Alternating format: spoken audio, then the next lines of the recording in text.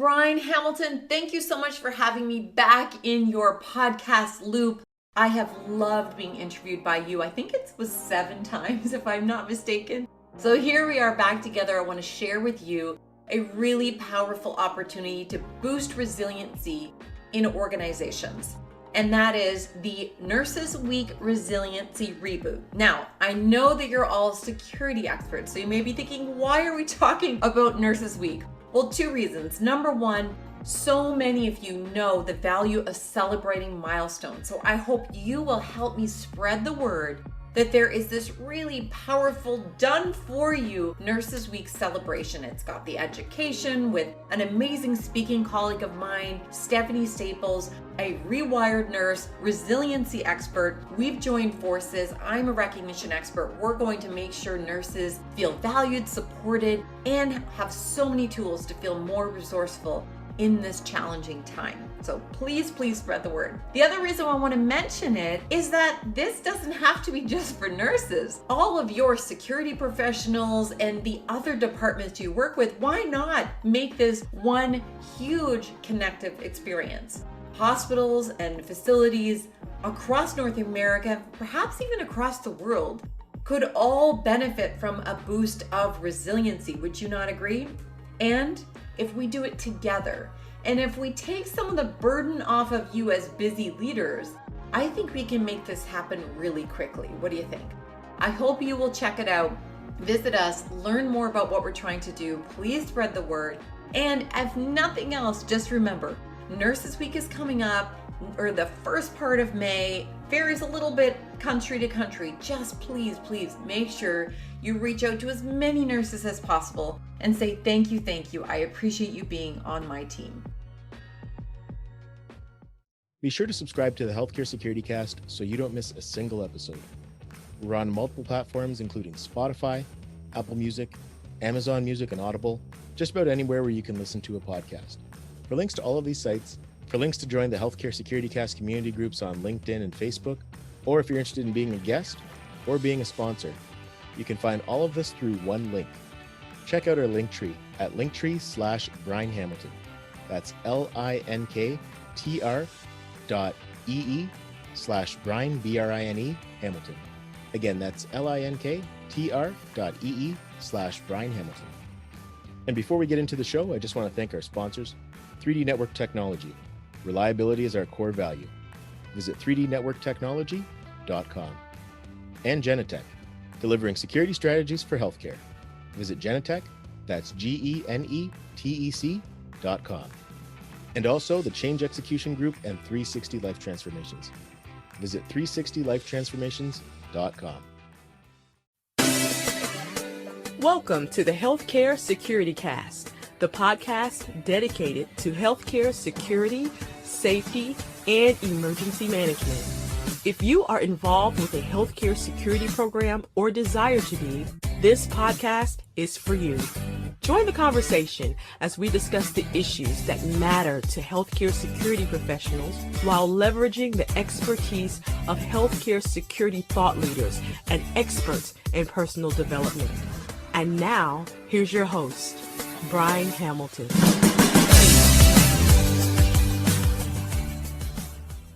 Welcome to the Healthcare Security Cast for Thursday, March the 25th. I'm joined again today by Eloise Gagnon. Eloise, thanks for joining us today. Absolutely. It's a pleasure to be here. And for those who haven't had a chance to listen to our last sit down, who is Eloise Gagnon? That is such a profound question. But let's keep it light for this beginning. So I am a leadership coach. I specialize in coaching executives and entrepreneurs on how to develop meaningful leadership skills. And that's backed up by almost 20 years of experience working as an international corporate lawyer around the world, mostly in the Middle East and Europe, and working with successful business owners and executives and learning from them the habits and the skills that they had to implement to get to where they were, to the level they were at when I met them. So this is really what I share today with your audience, but also with my clients. Excellent stuff. Now, the topic that we're going to be focusing on today is it's going to be primarily ownership that we're discussing, and why, as a leader, you're 100% responsible. Absolutely. Now, one thing that kind of came to mind when we discussed this topic was the quote from John Maxwell: "Everything rises and falls on leadership." And then there's also the book by Jocko Willink, which is Extreme Ownership, You- which is a lot of Yep. the same principles. So let's unpack that idea a little bit. Why are you 100% responsible as a leader? So first of all, let me say that Extreme Ownership is a phenomenal book that I've read it a few times. As I've read many of John Maxwell's books, I think they're great inspirations for leaders. Ownership is as important to a leader as leadership is hard. And leadership is hard because you end up being responsible not only for your own actions, but for the actions of your people. And the reason for that is that as a leader, you're responsible for results, right? You're responsible for your organizational results. You're also responsible for the well-being of your team and your employees. So when somebody falls short, we tend to say, oh, it's this person's fault or it's that person's fault. So there's two downsides to this. First of all, you're breaking trust. When you start blaming others for their shortcomings or even your shortcomings, you're breaking the trust between you and that person. And as a leader, you want to do the exact opposite. You want to build a solid relationship of trust and honesty and integrity. So ownership becomes really important when you are a leader and you say to someone, okay, well, if he didn't do his job, where did I fall short? If he didn't do his job, did I not explain to him why his job was important to the team, to the organization, to me? Did I give him the necessary training, the skills, the tools, the strategies so he could perform well? Right? This is where ownership steps in. It's really about, instead of pointing the finger outwards, it's really pointing it back inwards and say, what could I have done differently to change the outcome? Because as a leader, your focus is always on the vision of the organization and the vision of your team and the mission that you're on to reach your goals. So if you're falling short of that mission, if you're falling short of reaching those goals, how are you responsible for that? How could you have done things differently? And that is why leadership is so hard, because not only are you responsible for yourself, you're responsible for everybody else's actions also and the results that they're getting, because it's a reflection of the work that you do. Absolutely. That's some good stuff. And the one thing that you made me think of there when you talk about, you have to point the finger at yourself first. Yeah. I guess there's an element of self-awareness that is important in leadership as well. What are your thoughts on that? I think it's very important. As a leader, you have to be aware of your emotions, who you are, where you stand. It's very different. And this is why we talk a lot about not being in a reactive state, but in a state of awareness. Because if somebody falls short on the job, you may initially want to react with frustration or anger or disappointment, but you have to take the event as it is. You have to be aware of who you are, who that person is, without having the emotion interfere between it. Right. And this is where ownership comes in. Somebody comes up to you, they fell short of their, the results, or they didn't meet their quota. Okay, that's a situation. It is independent of your emotions. Now let's take emotions aside and let's look at it from a realist perspective. Let's say, okay, this is what happened. What can I do now? What could I have done? How can I prevent this from happening again? How can I support this person that is on my team? So I want that person to succeed, right? So how do I step in as a leader? And you have to be aware that your anger, your frustration, your disappointment has nothing to do with the situation. Not only does it have nothing to do with the situation, it's never going to help get a better outcome. Like, I have yet to see a situation where somebody gets angry or frustrated as an employee and gets a phenomenal result in return. Like, I have yet to see that, right? Usually what you'll have is you'll have an angry, disappointed, and frustrated employee or team member or colleague. You will have somebody that is reacting to your emotions, unless they are very self-aware also. And then they're taking up the slack as a leader. You're falling as a leader. So they're picking it up and they're becoming the leader. Right? So that's where I think self-awareness and ownership become very important, because you have to take a step back. You have to take a step back and I really hate the word failure because I think you only fail when you quit. So if the mistakes have been made, or, you face a challenge or you face an obstacle, it's really about taking a step back and saying, okay, what can I do? How can I be of support to others? How can I give them the proper reasoning, the proper why, the proper training, the proper skills? And maybe sometime even, how can I micromanage them for a set period of time so that we all reach our goals? Excellent. Now, what would you say are the most important areas to focus on to develop the right mindset to be an effective leader in this sense? In regards to ownership or in general? Well, actually, we can go either way. I guess first let's start with in general, and then we'll In look at. general, the proper mindset as a leader is always to ask yourself, how can I, and this becomes like, it's a parallel between being a servant leader and actually being a transformational leader. There's a parallel there. As a leader, where you become a servant is always, how can I help my team? How can I help my colleagues? How can I be of support to them? How can I make all of us reaching our goals more efficient, more productive, more joyful, more fun, right? It's not all about seriousness. But as a leader, you really want to ask yourself the question, how can I step up? How can I help others? How can I help them do a better job?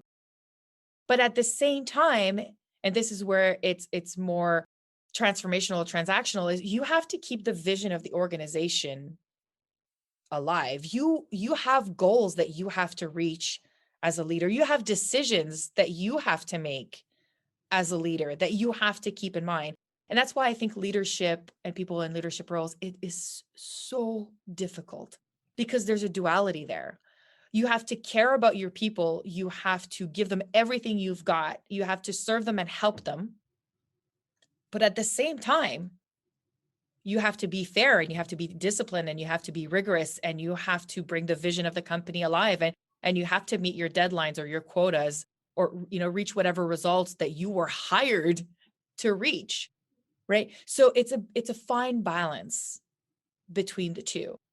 And the same goes for ownership. When you talk about having a mindset of ownership, it's really about, it applies to everything in your life, right? It's really about taking responsibility for mistakes or shortcomings, but you can't take ownership to the extreme. And this is maybe where, I disagree with Draco about extreme ownership, is that if you could take it to the extreme, then nobody else has anything left to manage. Nobody else has anything left to own. Right. So if you come up to me and you tell me, this and this happened, and I tell you it's entirely my fault. It has nothing to do with you. It's entirely my fault. Then I'm not leaving you space to own your own maybe mistakes or shortcomings. I have my part to take and you have yours. Right. So as a leader, you don't want to be a commanding leader in the sense that you step over people. And that's where the duality and the fine balance is so hard to reach. Awesome. Now, when we talk about the whole concept of taking ownership, Yeah. some may jump to the conclusion that that's kind of micromanaging, and you touched on micromanaging earlier, and where it has its place, or being a control freak. Now, is taking complete ownership either of those, or is there a place for limited degrees? And I think I kind of know where you're going to go with that, but where limited degrees where you're going to where either quality exists. Yeah. You know what? I'm so glad you brought micromanagement, because I know it's a very unpopular opinion that I have, but I believe that micromanagement does have its place in good leadership.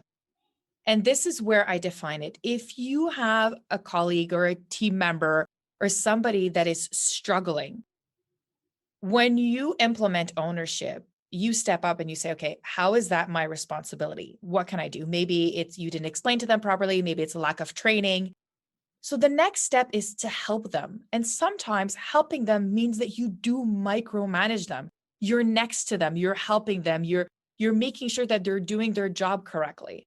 And maybe you'll do that for a month or two, but then your job as a leader is to step back. Now you've offered your help. Now you've given them, your trust. They've proven to you that they know how to do their job. They understand their job. They understand why they're doing it. They've shown to you they can get results. Now you step back. The problem with micromanagement is when it becomes literally, it defines your style of leadership. When you micromanage all of your people, all of the time, whatever their circumstance, that is where I think micromanagement has no place. But when it's done in a specific area, then yes, absolutely. I think it is, again, it boils down to the duality of leadership. You have to know when to step in and micromanage, and then you have to know when to step back and be like, you know what, you got my trust now. I trust that you can do the good work, and I trust that you can have the results, and I've given you all the tools you need. Now I'm just going to sit back and you can come to me for help. Right. So I think micromanagement does have a place. I also think it's very important for leaders to admit when they've made mistakes or when they've had their own shortcomings, because people often are afraid of admitting mistakes because their first thought is, well, what are people going to think of me?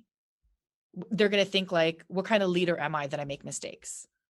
What kind of leader am I that I can't, reach results or lead my team properly if I fail, quote unquote, at certain things? And it's actually the complete opposite. And I mean, most people listening to your podcast know about Brené Brown's work on vulnerability and leadership. And when you open the door to saying like, hey, I made mistakes, this is why the mistake happened, and I completely own it, what you do is actually you build trust with others. You're letting them know like, hey, I'm human. I recognize my mistake, and this is how I'm going to correct it. And people will have a lot more respect and trust you a lot more because they know that you're being sincere and you're leading with authenticity and integrity. Think about how you look at someone that lies to you. Like, that person's lying to you. It was that person's mistake and they're blaming somebody else. Think about how you feel towards that person. That's exactly how people are going to feel towards you as a leader. They're not going to trust you as much. And then when you don't trust your leader, then it's your whole corporate culture that gets infected. It's like an infectious disease, right? Then you start building a culture of distrust and backstabbing and drama and conflict, because it all starts with the leader. It all starts with the leader. If you are always out there blaming somebody else, pointing the finger, creating drama, creating competition, then that's exactly the culture that you're going to have, because your employees, your teammates, your managers, they're going to say like, okay, well, if this is how my leader is acting, then that's what is accepted and expected of me. So I'm going to do the same thing because I don't want to lose my job, right? I don't want to lose my job. I want to stay here. So I'm going to act like my leader acts. But when your leader is saying, I made mistakes, I own it, this is what I did, this is how I'm correcting it, then that opens up the door for me to go up to him and say, you know what? I messed up too. I made a mistake and I need your help, because he created that trust with you, right? Yeah, absolutely. It's hard to have that level of trust, or even that level of vulnerability with someone who's put themselves up on a pedestal. They're going to seem, like you said, it's the authenticity isn't there. They're going to seem inauthentic anyways. So it is going to be much harder, and at least in my opinion, to approach that person when you've made a mistake yourself. So Yeah. And I think like, if you look at some of the world's greatest leaders, Nelson Mandela, Martin Luther King, Gandhi, Mother Teresa, they were the most humble people ever. They had no ego. And what makes a great leader is that humility. It's that humility. Like, we look at big, flashy leaders, but they have no staying power. The ones that truly impact their corporations, their business, their teams, their colleagues, their employees, their communities are the ones that are humble, are the ones that leave their ego at the door, are the ones that put the needs and the goals of their employees, their teams, their colleagues, and the organization before their own. That's the true value of a leader. Ego and self-centeredness and self-interest have no place in leadership. None. I'm very categoric about this one. That's very true. And it's funny you bring up some of the people like, Mahatma Gandhi, Martin Luther Yeah. King, Mother Teresa, very, very humble people. What I actually find now, and this is kind of unrelated, but I feel like we now we don't put these people in the proper context either. Mm. I think we put them up on a pedestal, and for certain things that they've done, yeah, they belong there. but we forget that they were human too. They made Absolutely. mistakes. There are things that they have their own history, they have their own, but we've kind of put them on this pedestal where we almost treat them as if they're perfect. We almost treat them like deities. Yeah. And there's a lot of danger in that as well. Yeah, absolutely. Absolutely. And it comes back to what we were saying about vulnerability and admitting you make mistakes, because I don't know a single human that didn't make mistakes. We all make mistakes every single day. None of us are perfect. And we shouldn't try to reach for perfection, because that's when we get paralyzed and we can't move forward because we want everything to be so perfect. No, be honest, have integrity, enjoy being the leader. I think that's something that's not talked about a lot, is how amazing being a leader is.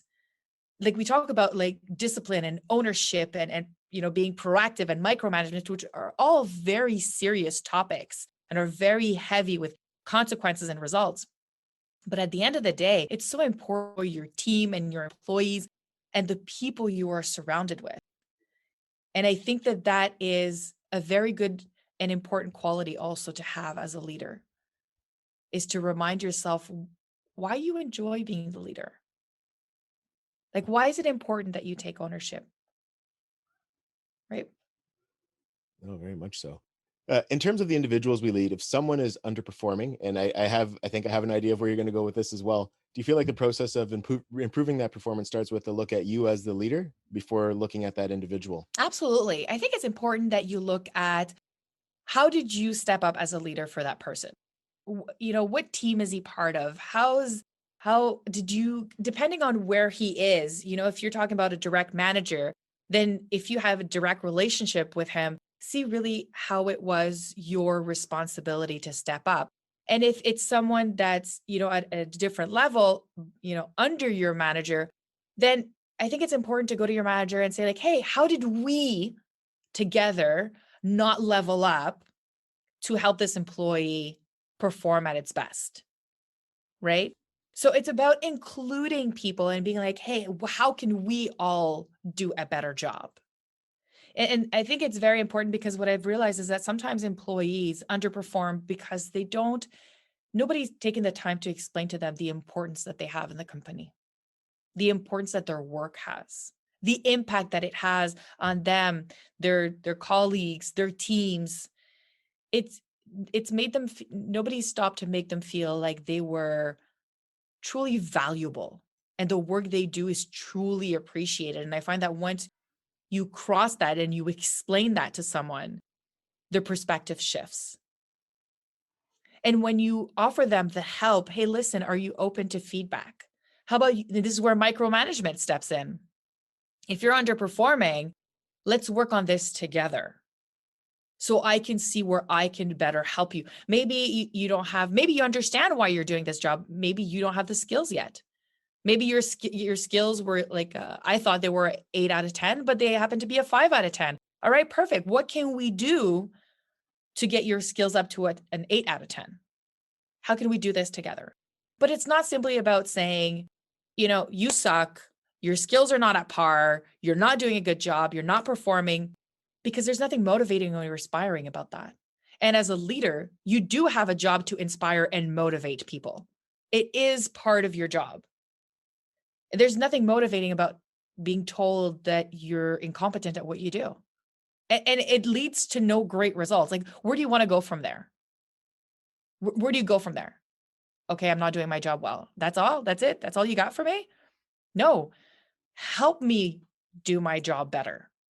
Help me get my skill level up, or my training up, or maybe it's I'm not good at time management. Maybe I'm not a productive person. And this is where micromanagement comes in, right? When you spend time working with someone, you see where the lack is. Is it a lack of competence? Is it a lack of skills? Is it a lack of understanding of the job? Or is it a lack of priority management? What is it? And then you figure it out, then you're able to help that person. Now, I guess to put it in other terms, I guess it's important for them to understand the why of what they're doing as well. Absolutely. And always, always. Yeah. Because if you're just doing your job and you don't understand how it plays in the whole picture, then you're not really motivated to do it. But if I tell you, hey, because of you, we save people's lives. We build better machines. People depend on us. We build trust. We improve our communities. Wow. Now all of a sudden I'm part of something bigger. Now all of a sudden what I do matters. Somebody cares about what I do. It has an impact. Now I'm much more inclined to do a good job because I want to bring that trust to my community. I want to help other people. So sometimes we forget to remind people how important they are to the business, to the organization, to the team, and how important their work is. And that, as a leader, that is one of your responsibilities. Excellent. Now, I think, I feel like I know where you're going to go with this next question, kind of. But in terms of the leadership style, Mhm. and you talked about transformational leadership and servant Mhm. leadership, I guess just as far as the actual qualities of a leader, would you say it's fair to expect that a leader is going to have to balance conflicting qualities? Absolutely. I'll give an example. So obviously you want a leader to be confident, but you don't want it to get to the point where it's bordering on arrogance. Yeah, absolutely. And again, like arrogance and ego have no place in leadership. Again, I always go back to being humble and working outside of your ego. And I like the servant leader philosophy. I think it's a good philosophy, which is a philosophy that is entirely centered around improving the quality of life of your employees and giving them the skills and the tools necessary so they achieve their goals, right? I think that that's 50% of the equation. And this is why I go back to saying leadership takes a lot of courage and is a very difficult position to be in because you have to be a servant leader, but you also have to be accountable for your own results and the results that the company is expecting of you because they put you in that chair, right? You're the one that is responsible to motivate and inspire and keep the vision and mission of the company alive. So you have that duality. You have to care and you have to be present and you have to give your employees and your teams everything they need to succeed. But you also have to be rigorous with your time and the reason why you were put in that chair and the vision of the company. And this is where you have to balance both. And yes, you have to be confident. That comes from having trust in your skills and your abilities. But you can be confident to the point where you become cocky and then you're not collaborating with anybody else and you think that you are above feedback and you are above collaboration and you are above learning from your mistakes, right? And that's why leadership is so difficult. It's because you're always balancing different things. You're balancing the reality of your circumstances and how the company is performing while keeping in mind where the company is headed and what the vision of the company is and what you have to put in place to get there, right? So you have to be aware of your circumstances while keeping an eye on the future. You have to micromanage your people sometimes while knowing that you'll have to step back and let them do their job after, right? So it's a lot of give and take in leadership. It's a lot of give and take. And I think one of the most important aspect of leadership is that leadership at its core is that people follow you because you have a vision, right? So you have to remember that what you do as a leader impacts everybody around you. You literally set the tone for your team, your employees, for how things operate. It starts with you. Excellent stuff. Now, in terms of ownership, I think we've had a pretty good discussion here. Is there anything that you want to mention that I haven't asked you about yet? See, the thing that I always find is really interesting about all leadership skills, but especially about ownership, is that you can't apply these skills only to your job, right? Like you are perfectly who you are in all circumstances. So what I invite your listeners to do is to really look at how they can develop their ownership skill, not just in their professional role, but also in their personal life. And when you're getting into an argument with your partner or, your spouse or whoever, and it's getting heated, take a step back. And this is hard. Like I granted, this is very hard. Take a step back and say, okay, what is my responsibility in this? How can I level up here? And the more you practice ownership in your personal life, as the more you practice ownership in your professional life, the more you'll notice the ripple effects across everything around you, right? Because think about a situation where you're in a disagreement with somebody you deeply care for, and you take a step back and you're like, you know what? I hear you, and this is where I'm responsible. Do you know how fast the argument would de-escalate? The other person would be like, oh, wow, like I didn't expect that, right? and this is the good thing when we talk about leadership, it's not just about leadership and your job as a professional. It's you want to step up as a leader in everything in your life. And you'll see when you start implementing ownership, the quality of the relationship that you have with your employees, your managers, but also the quality of relationship you'll have with your partner, your spouse, your friends, it will all have an impact. It will all be benefited by you implementing ownership. Awesome stuff. So, you're not going to be back with us until June. So is there anything that we should be looking out for in the meantime that you'll be working on? Yes, I'm actually coming out with a new leadership training program. It'll be announced on my website. You can go check it out, www.eloisegagnon.com. It's literally for everybody that wants to scale up their leadership skills. Awesome stuff. Now, as we wrap up, do you have a special message for the Healthcare Security Cast community? Yes, absolutely. When you start implementing ownership skills, find an accountability partner. Find somebody that you trust that is going to be able to remind you, like, hey, how could we own up to this? How could we make this our responsibility? How could we have leveled up here? Because when we have an accountability partner and somebody that you trust, right, it makes it easier to develop that new habit of ownership and really implement it into your life. So you have a great community here. And I encourage people, like, get to know each other, talk to each other, be each other's accountability partner. It will go a long way. All right, awesome. And what are the best ways for us to connect with you? There's my website. You can go on LinkedIn, where I publish a lot of my articles and I share a lot of free information on how to build your leadership skills. And there's also my newsletter.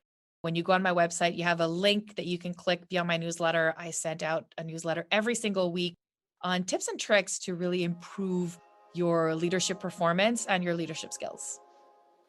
Awesome stuff. Well, thank you for taking the time today. I just want to remind everybody to tune into our monthly leadership episodes. We'll be joined by Eloise 3 more times this year. So the next time that she'll be on is in June as we discuss leadership habits. So until next time, stay safe and take care. Thanks again, Eloise. Thank you so much. The Healthcare Security Cast is available on Spotify, Apple Music, Amazon Music and Audible, and many other platforms as well. Check out our link tree on your computer or mobile device. And this can be found at linktree/Brian Hamilton. That's linktr.ee/Brian, BRINE, Hamilton. Again, that's linktr.ee/Brian Hamilton. Or if it's easier, send me a text at 647-372-2042. That's 647-372-2042. And I'll be happy to answer any questions you may have or share any links you may be looking for. Thanks again for listening. Until next time, take care and stay safe.